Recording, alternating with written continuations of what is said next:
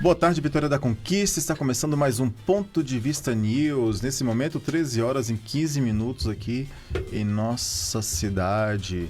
Boa tarde, meninas. Boa tarde, ouvintes. Boa tarde, Jonathan. Começa agora aqui mais um Ponto de Vista News comigo, Raicena, Lu Novaes, Verônica Ferraz e Ana Clara. Boa tarde, meninas.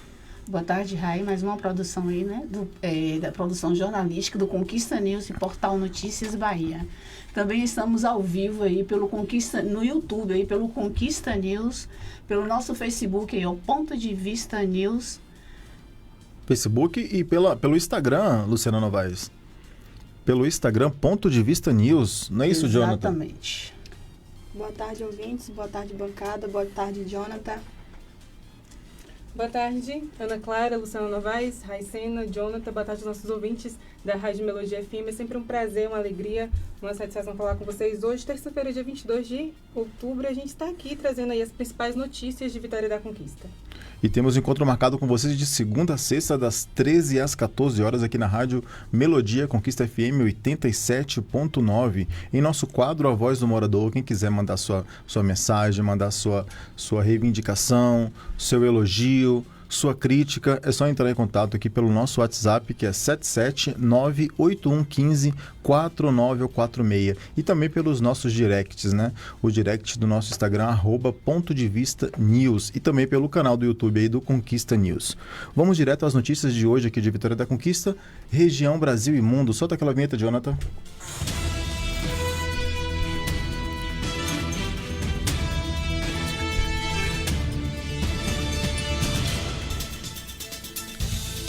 Três homens são presos por tráfico de drogas no conjunto habitacional Lagoa Azul. Na noite de ontem, dia 21, durante patrulhamento nas imediações do conjunto habitacional Lagoa Azul, duas guarnições visualizaram um indivíduo numa moto Honda Pop vermelha, recebendo um material de outro rapaz. Ao avistarem a presença policial, ambos empreenderam fuga.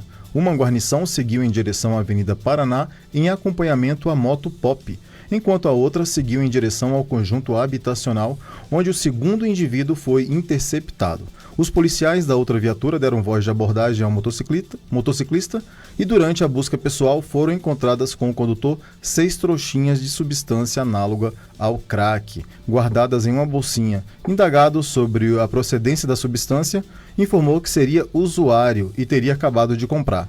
Já com outro abordado que havia empreendido fuga a pé e foi interceptado, foram encontradas 24 trouxinhas de crack e 10 trouxinhas de substância análoga à maconha, todos no bolso, além de R$ 360 em espécie.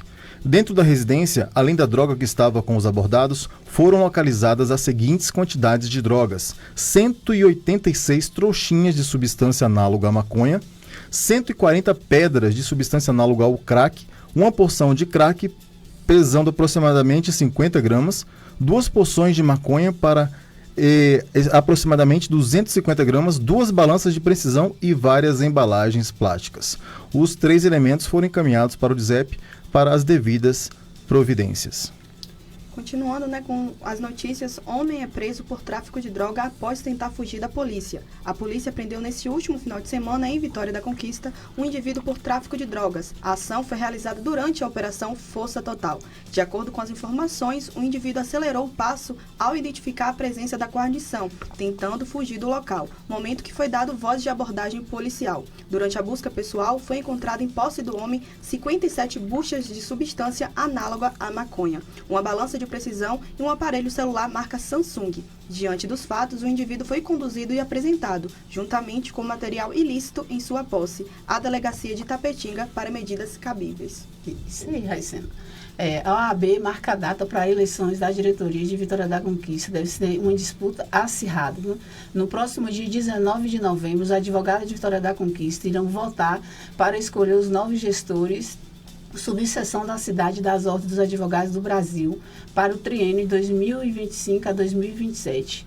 Além das eleições nas subseções, a votação na mesma data vai definir os próximos eleitos para a diretoria da OAB aqui estadual, né? Os conselheiros sessionais, conselheiros federais pela Bahia, que atuam na OAB nacional, e a diretoria da Caixa de Assistência dos Advogados. Em Vitória da Conquista, a disputa será entre os advogados Wendel Silveira e Gutenberg Macedo. As eleições para a presidência da subseção da OAB de Conquista já movimenta a cidade e articulações para as eleições já estão sendo firmadas aí, né, Verônica? Exatamente, né? As eleições municipais acabaram aqui em Vitória da Conquista, mas a gente vai ter aí essas eleições da OAB subseção de Vitória da Conquista, importante órgão, né, que fiscaliza aí, que está aí à frente da advocacia. Inclusive, a gente encontrou hoje com o Wendel Silveira, ele que é o atual presidente da OAB, né, e vai estar disputando também. Vamos receber aqui nos nossos estúdios também o Gutenberg Macedo, que representa essa outra classe, para falar sobre essas eleições que acontecem em novembro. A gente vai mudar um pouco de assunto agora, porque na última sexta-feira, a diretoria da Agência Nacional de Transportes Terrestres, a ANTT, aprovou a proposta para o fim da concessão da Via Bahia sem disputa jurídica. A empresa administra os trechos da BR-324 e 116 aqui na Bahia, inclusive aqui no trecho de Vitória da Conquista. O anúncio do fim da concessão já havia sido anunciado em setembro pelo ministro-chefe da Casa Civil, Rui Costa, durante um evento aqui no nosso município. A empresa vai ficar com a gestão das rodovias até o dia 31 de dezembro. Né? A gente já havia falado dessa notícia, inclusive, aqui no Ponto de Vista News. E lembrando que, pelos ativos não amortizados, a Via Bahia pode receber 681 milhões de reais, então vai ser indenizada ainda. Haverá um pagamento ainda de 80 milhões como custos pelo encerramento da sociedade de propósito específica e renúncia pelos litígios. Reta final para quitar o IPVA dos veículos com placas 7 e 8. Os proprietários de veículos com placas de finais 7 e 8 devem ficar atentos para o prazo final de pagamento da quinta parcela ou da cota única do Imposto sobre a Propriedade de Veículos Automotores, o IPVA. Para as placas determinadas em 7, o IPVA deve ser quitado até o dia 30 de outubro. Repetindo, para as placas terminadas em 7, o IPVA deve ser quitado até o dia 30 de outubro. Já para as placas com final 8, o prazo vence no dia 31 de outubro. Para quem está pagando IPVA parcelado, também vale lembrar que nos dias 30 e 31 de outubro vencem, respectivamente, os prazos para o pagamento da quarta cota para as placas de finais 9 e 0. Para quitar o IPVA, o contribuinte deve se dirigir a uma agência, um caixa eletrônico ou então utilizar o aplicativo do site do Banco do Brasil, Bradesco ou Sicoob. Basta apenas apresentar um número do Renevan. No próximo domingo, dia 27 de outubro, eleitores de 51 municípios brasileiros vão mais uma vez às urnas, né? Dessa vez para votar no segundo turno para prefeito. Desses 51 municípios, 15 são capitais, dentre elas São Paulo, Belo Horizonte e Porto Alegre, né? E o segundo turno na Bahia, apenas no município de Camaçari haverá segundo turno. Eleitores que desejam justificar o voto no dia da votação e que estiverem nesse município poderão se dirigir a qualquer sessão eleitoral, portando documento oficial de identificação, como foto, e nos demais municípios da Bahia, o eleitor de um dos 51 municípios brasileiros onde haverá segundo turno deve utilizar o aplicativo e-Título para justificar o voto, das 8 às 17 horas, horário de Brasília. Presencialmente, além do município de Camaçari, só poderá ser feita justificativa em 12 cidades da Bahia, onde os cartórios eleitorais darão plantão das 8 às 17 horas, apenas para receber justificativas de ausências ao segundo turno. Vou falar para vocês quais são elas. Salvador, Feira de Santana, Vitória da Conquista, Lauro de Freitas, Juazeiro, Itabuna, Ilhéus, Jequié, Porto Seguro, Alagoinhas, Barreiras e Teixeira de Freitas. Não é isso, Verônica Ferraz? Exatamente. Então é importante aí, apenas na Bahia a gente tem aí Camaçari que vai fazer aí realização do próximo dia 27 de outubro do segundo turno das eleições municipais. A gente vai falar sobre Outubro Rosa, né? Estamos aí como parte da programação do Outubro Rosa no mês de conscientização sobre o câncer de mama. O Colégio Brasileiro de Radiologia e Diagnóstico por Imagem, o CBR, lançou a campanha Radiologia Solidária. A proposta é ofertar exames gratuitos para mulheres de baixa renda em todo o país. De acordo com o CBR, a previsão é de que mais de 50 clínicas de imagens e instituições de saúde ofereçam esse tipo de atendimento até dezembro. Cada clínica aderiu a uma das 3 modalidades disponíveis na campanha, que é ouro, prata e bronze, conforme o tipo de volume de exames a serem disponibilizados. Então é importante, Luciana, lembrando que aqui em Vitória da Conquista estão acontecendo também ações, né, para conscientização, enfim, da realização dos exames aí para o diagnóstico do câncer de mama. Exatamente. Lembrando que a Carreta da Saúde vai estar aí no Glauber Rocha até o dia 31,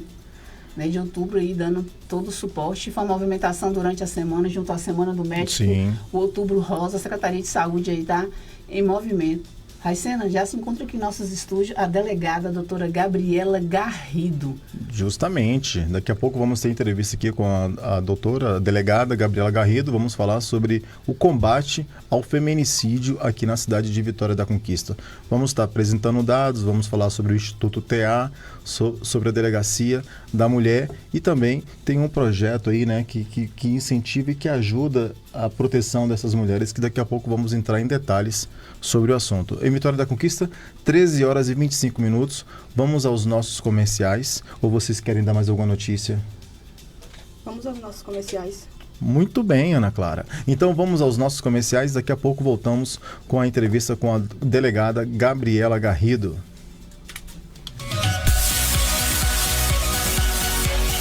Seu dinheiro fácil de aprovar. Venha pra cá, empresta é seu lugar. Menos juros, fácil de pagar. Venha pra cá, empresta é seu lugar. Na Empresta você pode. Empréstimo para o servidor, que é muito fácil. Atendimento em loja, site, aplicativo. Empréstimo consignado, pensionista aposentado. Na Empresta é sem complicação. Seu FGTS vem sacar, as contas cê vai pagar. A Empresta é a solução. O seu dinheiro fácil de aprovar. Venha pra cá, Empresta é seu lugar. Menos juros, fácil de pagar. Venha pra cá, Empresta é seu lugar. Na Empresta você pode. Para sair do sufoco e resolver sua vida financeira, o seu dinheiro está aqui. Na Empresta você pode. Atendimento das lojas, site e aplicativo. Temos todas as soluções financeiras para o cliente. INSS, empréstimo para quem é seletista, CLT, servidor e muito mais. Seu dinheiro é na Empresta. Na Empresta você pode. Dinheiro no mesmo dia. Antecipação do FGTS sem parcelas mensais. 100% online. Chame no WhatsApp ou compareça em nossa loja, localizada na rua Maximiliano Fernandes, 63C, Centro, Vitória da Conquista. Siga nosso Instagram, @empresta_VCA. Entre em contato pelo WhatsApp 77 98888 4131, 77 3422 4131. Dinheiro é bom. Na Empresta é bem melhor.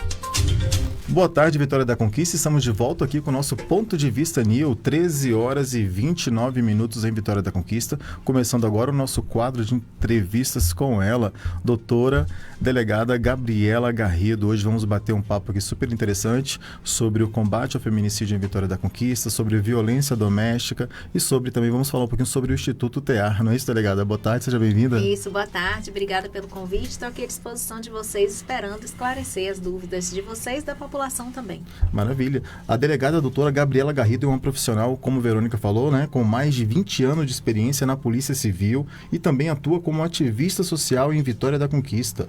Ela é fundadora e presidente de honra do Instituto TEAR, uma organização dedicada às causas sociais. O seu trabalho tem sido marcado pela defesa dos direitos humanos e a promoção de iniciativas sociais na região. Como delegada, combina sua experiência na área de segurança pública com seu ativismo para contribuir com a comunidade local. E hoje, como eu já falei, vamos falar sobre o combate ao feminicídio em Vitória da Conquista. Não é isso, Luciana? Exatamente, Rai. Eu quero já começar fazendo a pergunta à doutora delegada, a delegada Gabriela Garrido. O Instituto TEAR tem um papel importante no combate à violência de gênero. Quais são os projetos que têm sido realizados pela organização para apoiar as mulheres em situações de risco? Olha, a gente promove ações sociais, mas em relação à violência doméstica especificamente, nós temos o atendimento voluntário de vítimas de violência, tanto mulheres quanto suas famílias. As crianças, a gente tem um pouco mais de dificuldade de obter o voluntariado, porque exige uma formação específica, mas a gente tem uma parceria com o pessoal do núcleo da UFBA e a gente encaminha os casos mais graves. E a gente também atua levando informação e conhecimento, não só pelas redes sociais, mas com palestras presenciais em diversos ambientes, escolas, empresas, universidades, onde a gente é chamado pastorais, igrejas, né? A gente vai lá e conversa com as mulheres sobre os direitos que elas têm e como identificar as situações de violência doméstica. Doutora, boa tarde. Boa tarde. Como a criação do Ronda Maria da Penha em 2017 tem contribuído para a segurança das mulheres em Vitória da Conquista? E é verdade que nenhuma das mulheres assistidas pela Ronda foi vítima de feminicídio? Sim, a Ronda Maria da Penha ela tem um papel importante porque ela fiscaliza as medidas protetivas que foram encaminhadas pela delegacia e deferidas pelo juiz. Então, ela faz o acompanhamento dessas vítimas que têm essa medida protetiva para saber se o autor está respeitando a medida, para dizer à mulher como se comportar se o autor quebra essa medida, porque ela precisa ir na delegacia registrar uma nova ocorrência, porque é um crime autônomo, né? E para conversar também com esse agressor, informando o que ele não pode fazer. Então, faz o acompanhamento dessas famílias e remete relatórios à justiça. Queria que a senhora falasse sobre a questão da Lei Maria da Penha, né? 18 anos da lei. A gente tem também, por exemplo, a DEAN aqui em Vitória da Conquista, que agora está funcionando 24 horas. Como é que a senhora vê esses estágios da lei, né? O presidente Lula, inclusive, sancionou aí uma lei para que exista aí, de fato, recrudescimento das penas, exato, né? Sobre as penas. Queria que a senhora explicasse esses assuntos pra gente. Olha bem, o funcionamento 24 horas também foi previsto em lei. Sim. E aí agora nós estamos atuando de acordo com a lei, inclusive eu sou plantonista da delegacia. E o que é que acontece? O recrudescimento das penas é um apelo social grande, né? Mas assim, eu que trabalho, que estudo violência doméstica, eu sei que só ele não é suficiente. Por exemplo, hoje mesmo a gente teve na divulgação, não sei se vocês acompanharam, o cara que matou a ex-mulher e a ex-cunhada dentro da loja. As atraiu, assim, a pessoa que pratica violência doméstica, o homem que geralmente é o agressor que pratica violência doméstica, ele na realidade ele não tem essa preocupação lógica com a pena. Entende?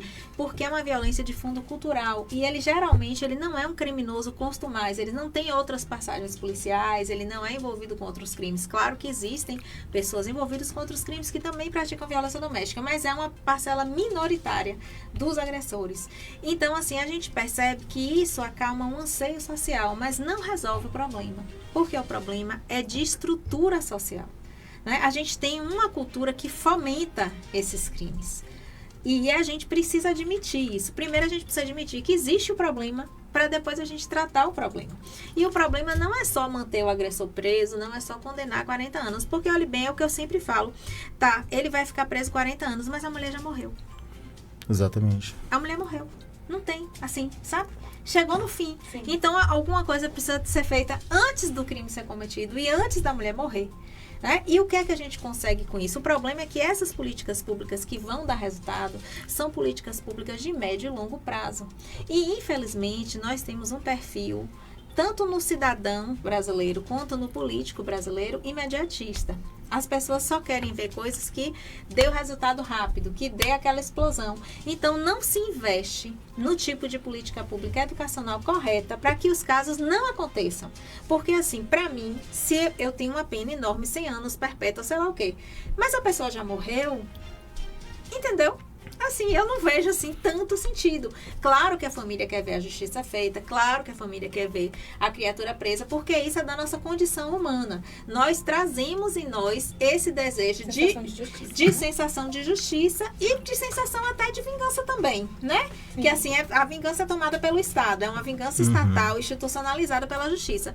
Mas o que a gente tem que entender é que todo um ambiente fértil existe para que, ainda que existam penas recrudescidas, para que ainda que exista mais polícia, para que ainda que exista ronda, para que ainda que exista várias coisas, as mulheres continuem sendo agredidas. Por isso a importância de denunciar não só a vítima, que às vezes a própria vítima ela tem medo, não consegue denunciar, até por questões psicológicas, dependência emocional, dependência financeira, mas a família, os amigos, vizinhos, eles podem estar fazendo essas denúncias de abusos. Eles podem, mas assim, quando a vítima é adulta, eu indico que a pessoa primeiro tente estabelecer um diálogo com a vítima. Porque se a vítima não quer, é muito difícil para o Estado conseguir levar essa ação adiante. Sim.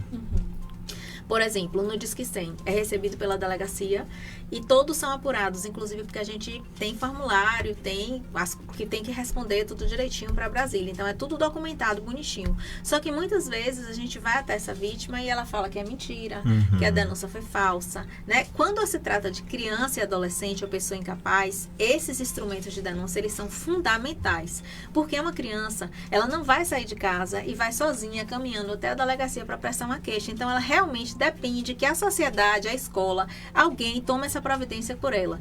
A mulher adulta já é mais complicado, porque você tem que ter a cumplicidade dessa vítima. Então, talvez seja mais interessante que essa pessoa tente abordar e criar um ambiente de confiança para que a vítima compreenda que ela precisa fazer a denúncia. Sim. Inclusive, isso também é uma forma de adultecer e empoderar essa mulher, porque se outras pessoas ficam dando queixas e providências na vida dela, no fim, assim, ela não se fortalece psicologicamente, entendeu? Entendi. Mas isso é uma coisa que eu penso, isso é um pensamento meu diante do que eu estudo. Não significa que todas as pessoas precisam concordar comigo. Acaba que liga um alerta também, né? Quando faz a denúncia, fica ali meio que registrado. Fica meio que registrado, né? Assim, se o caso é muito grave, às vezes a mulher padece até de um problema realmente psiquiátrico ou psicológico mais grave. Então, assim, se você vê a zoada, e principalmente na hora que está acontecendo, ligar para a polícia militar é fundamental, porque às vezes isso é a diferença entre a vida e a morte, né? Exatamente. Porque pode ligar para o 90 e 180, né? O 90 é quando está acontecendo na hora,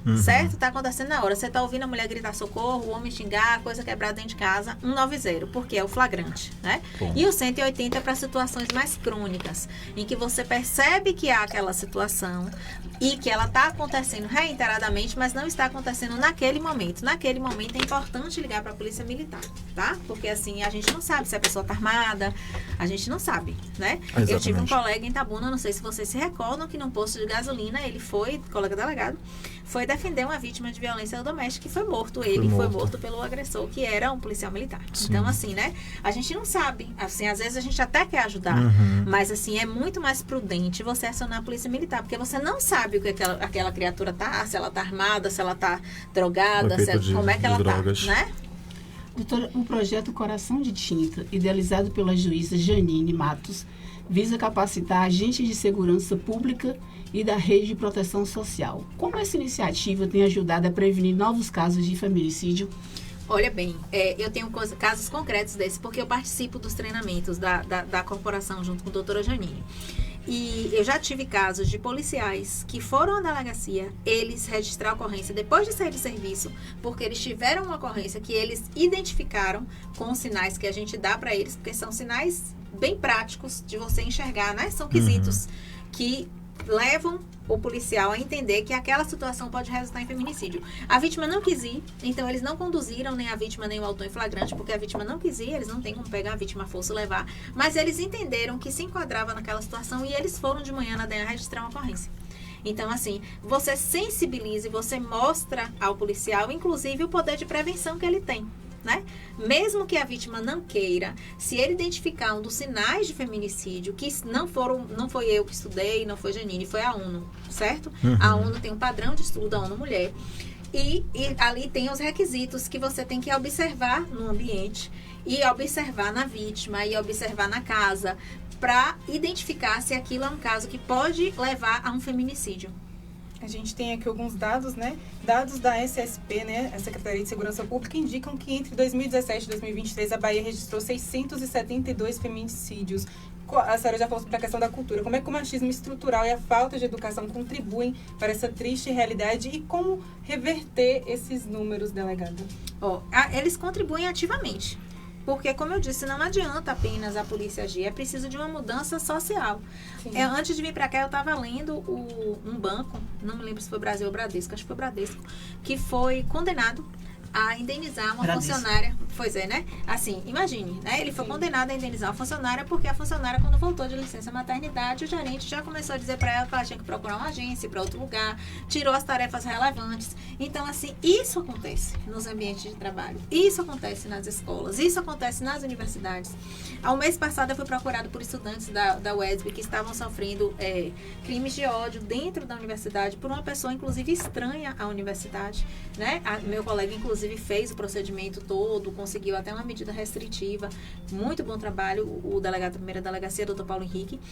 E o que é que acontece? Enquanto existir essa estrutura social, a gente não consegue avançar. E a gente só muda com políticas educacionais sérias, porque, observe, se essa estrutura, ela também é multiplicada e fomentada dentro das famílias. Então, como uma família que é dentro dessa estrutura vai conseguir criar uma criança, um adolescente que não pense desta forma, né? Então, por isso que a gente precisa do braço estatal forte pela educação, para que a gente comece a ensinar respeito de gênero, de raça, de todas as formas, desde a mais tenra infância. Porque, assim, depois que a pessoa cresce, aí já fica um pouco mais complicado, né? E a gente tem aquele padrão ainda de achar que o ciúme é uma prova de amor, que, assim, ele está fazendo isso porque ele gosta de você. A gente tem a mania de achar que a mulher é incompleta se ela não tiver um companheiro. A gente vê mulheres separadas e sozinhas ainda com muito preconceito social.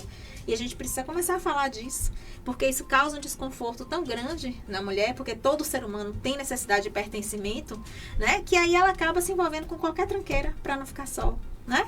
Tudo isso é importante, e isso é uma engrenagem psíquica muito complexa e que merece muito estudo. Então, se alguém fala assim, isso aqui vai resolver, não acredite, porque não existe solução simples para um problema tão complexo.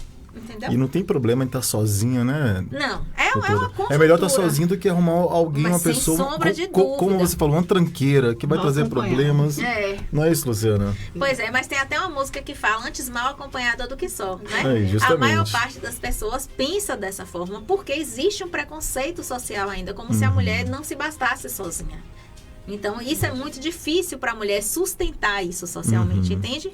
É uma engrenagem psicológica muito complexa. Muito complexa. E é nesse sentido aí que muitas se sujeitam, né, a relações sem dúvida que causam feminicídio e tudo mais. Por essa relação que, como você falou, é estrutural, vem de berço, a gente é ensinada a se casar e tudo mais. E assim, a gente é ensinada também que determinados sinais que são de controle, a gente é ensinada a confundir isso com amor.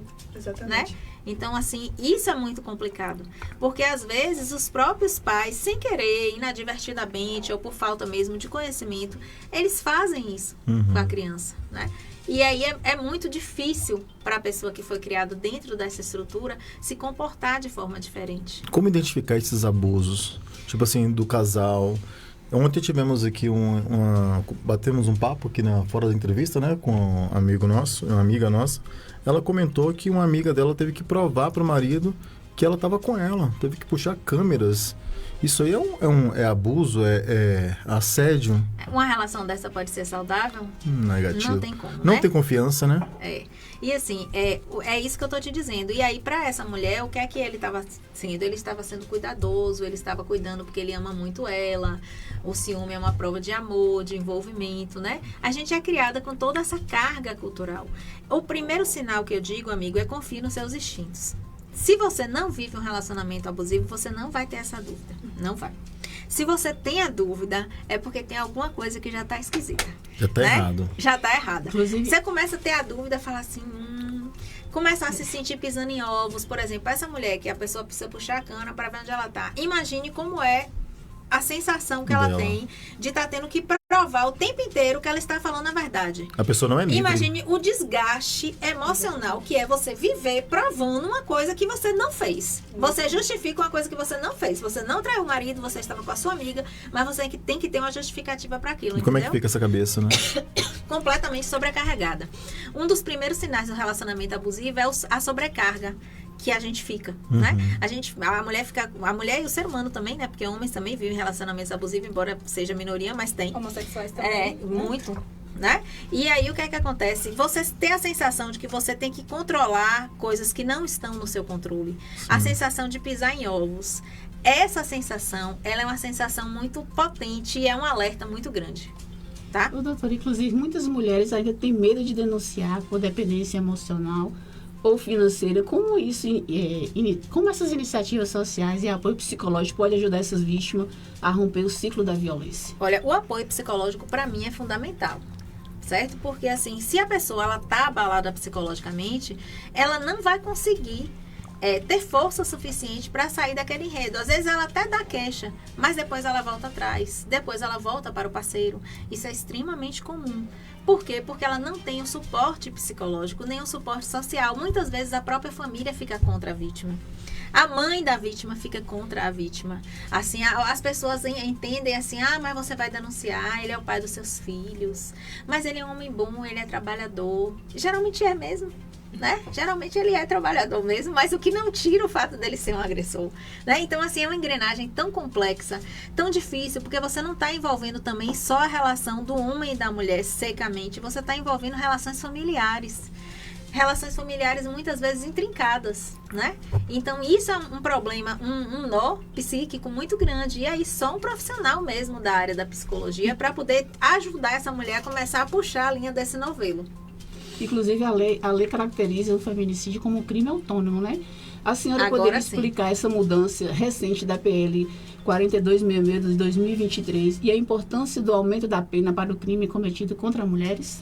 Olha bem, antes, assim, o feminicídio, a partir de 2015, que é quando surgiu, né, o termo na legislação brasileira, ele passou a ser ele era uma qualificadora do homicídio, ou seja, ele tornava o homicídio mais gravoso e com a pena maior, a grosso modo falando, né, para que o público compreenda. E agora, com a nova lei, o feminicídio passa a ser um crime autônomo, ou seja, ele é um crime em si mesmo, ele não qualifica nada.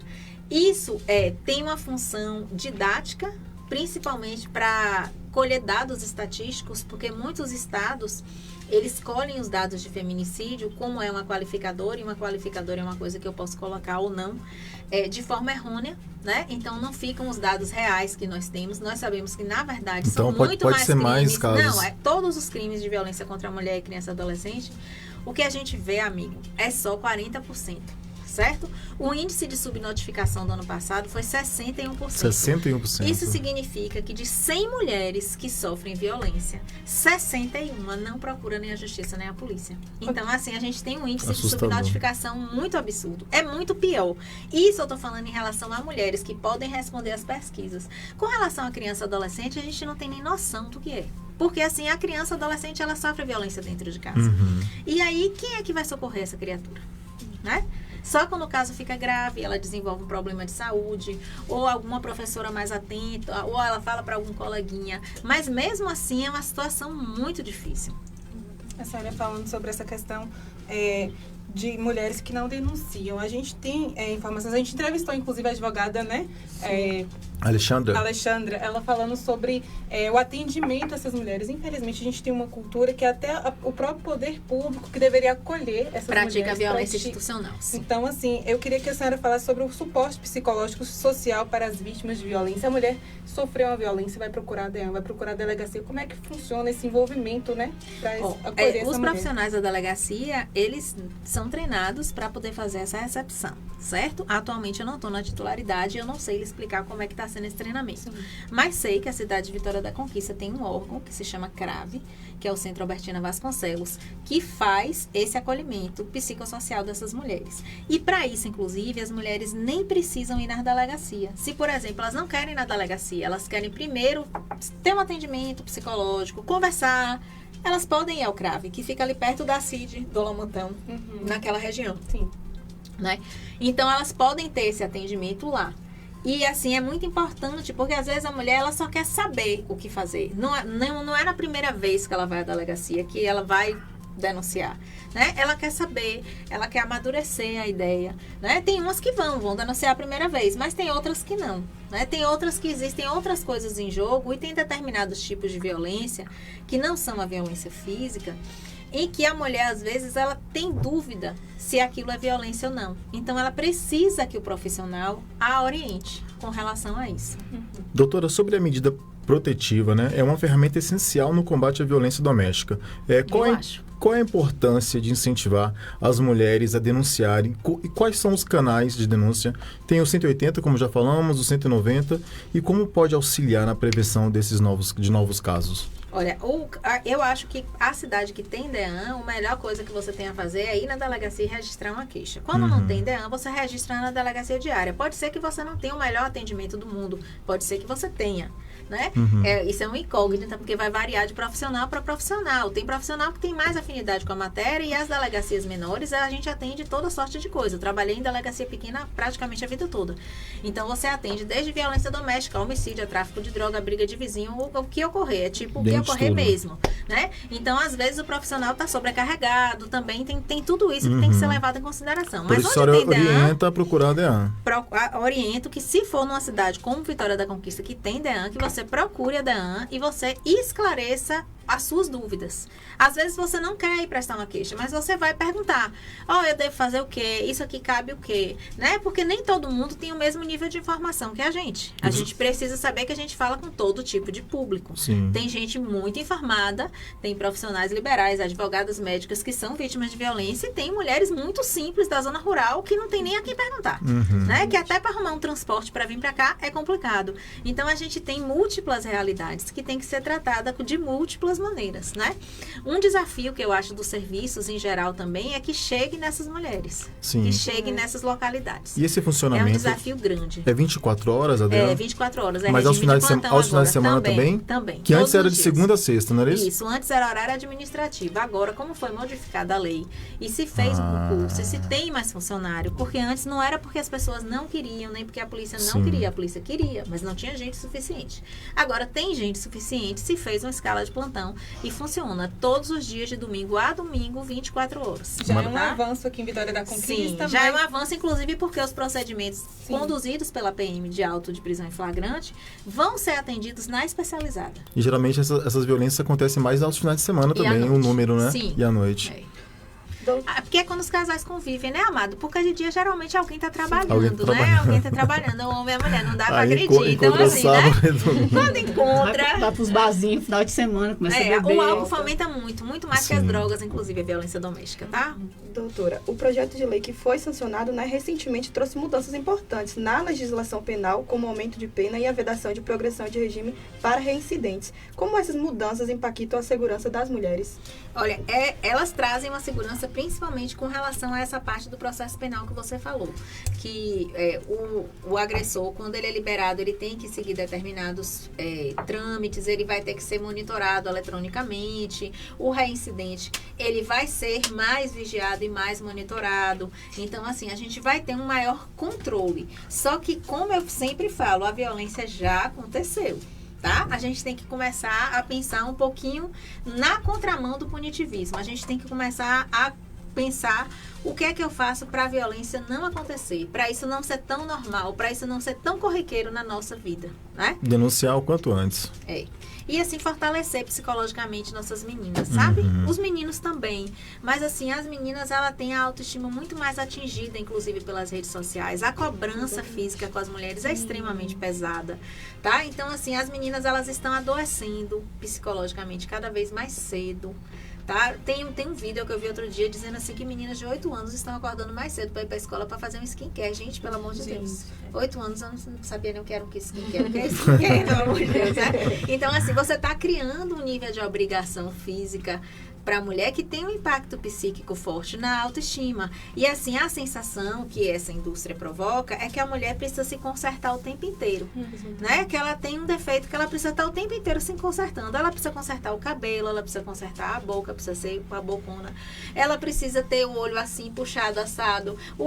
Então, assim, é como se sempre tivesse alguma coisa na gente que não tivesse em consonância. Então, isso influi na autoaceitação das meninas. E como eu disse, o pertencimento é uma necessidade humana, tá? Então, assim, para se sentir pertencente, aquela menina se enquadra naquele sistema. E isso faz com que ela tenha a autoestima cada vez mais enfraquecida e esteja sujeita à manipulação emocional de uma forma muito mais contundente. Inclusive nessa nova geração, né? Tudo é tela, são influências digitais, são filtro, falsas realidades. Gente, vocês já passaram por isso? Porque eu já vi gente que assim, que eu vejo a foto no WhatsApp, outra sei pessoa. lá onde. Quando eu vejo a pessoa, eu fico tipo assim, não sei.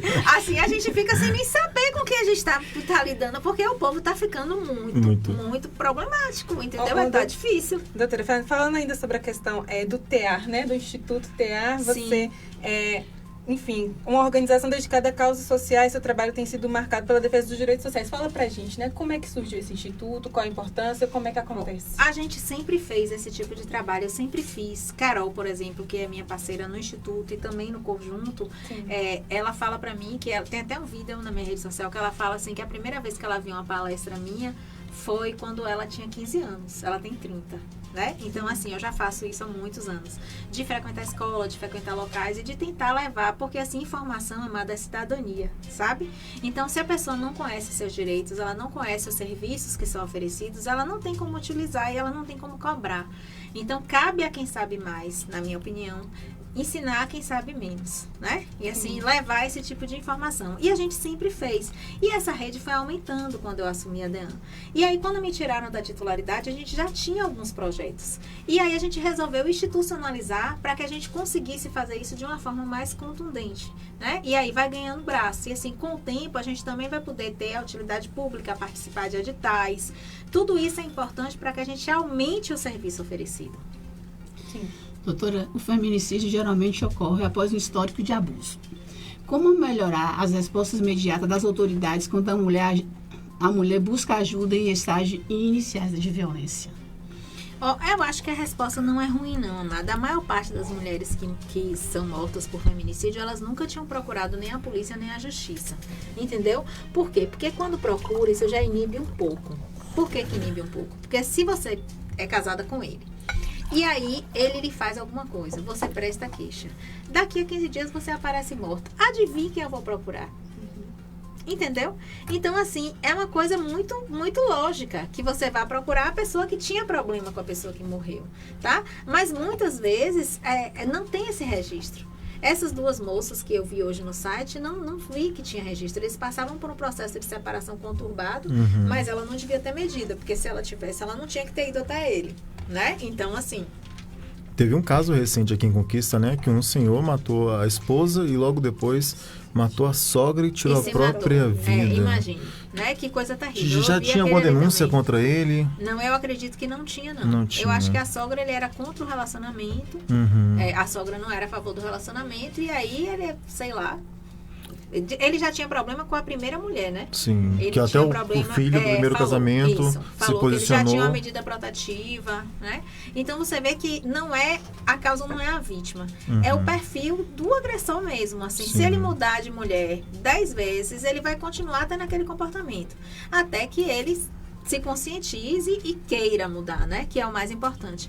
Porque qual é a grande característica do agressor doméstico?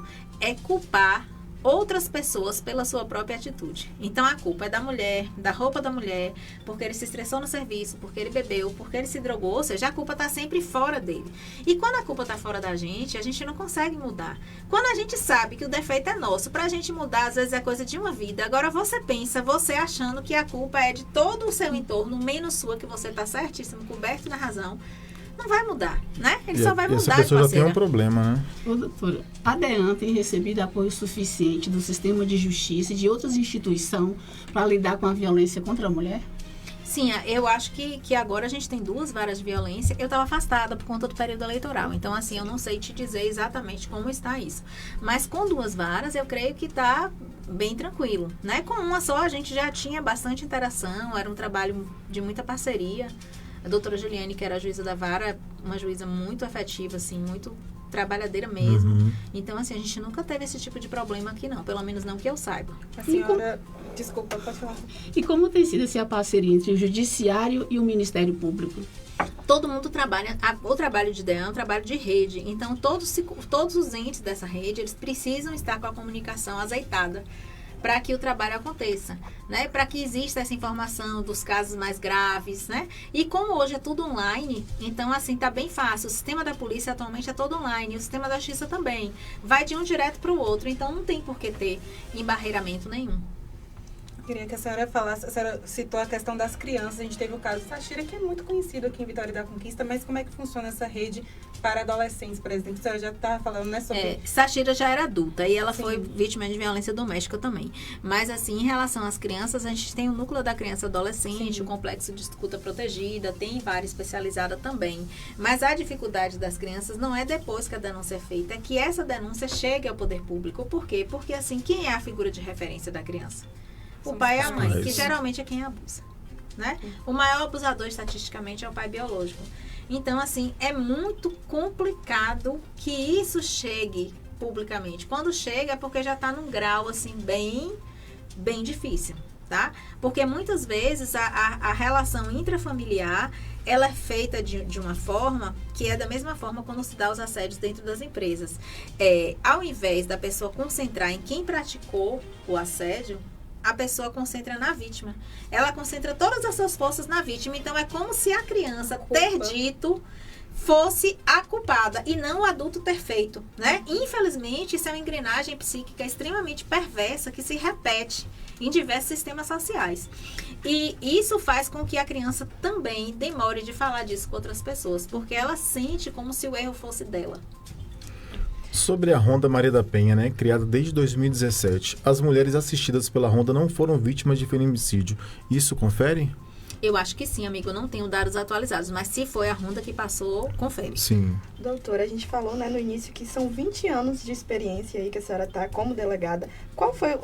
Quais foram, né, os principais desafios que a doutora enfrentou ao longo desses 20 anos? Ô, amigo, primeiro, assim, que você está numa instituição policial, você está num ambiente altamente machista, porque as instituições, elas reproduzem as mazelas sociais, né? Então, assim, principalmente no início, a gente enfrenta bastante preconceito por ser mulher mesmo, tá? E o resto é a questão do próprio sistema, que precisa de atualizações e de avanços, e às vezes você quer fazer, mas você não consegue fazer tudo que você quer.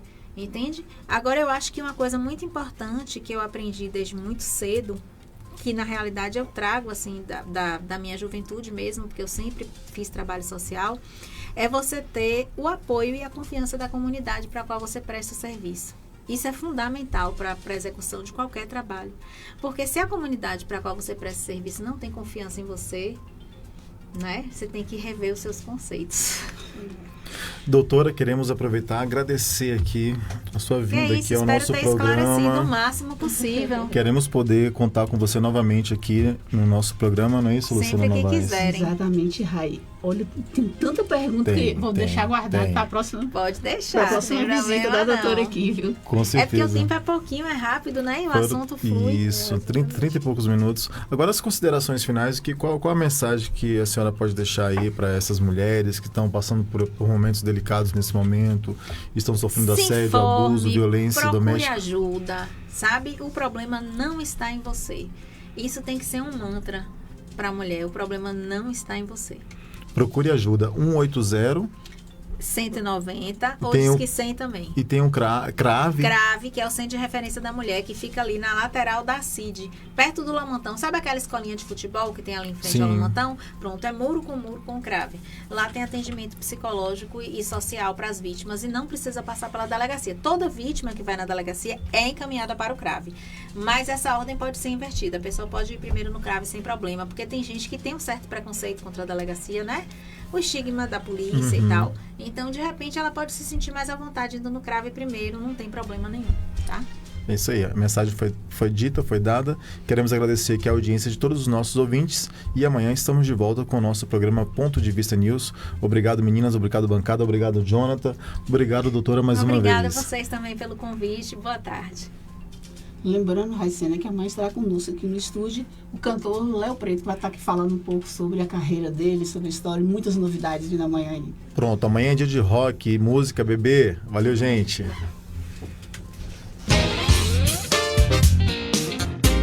Você ouviu Ponto de Vista News, seu programa semanal de notícias e utilidade pública. Produção Conquista News e Portal Notícias Bahia.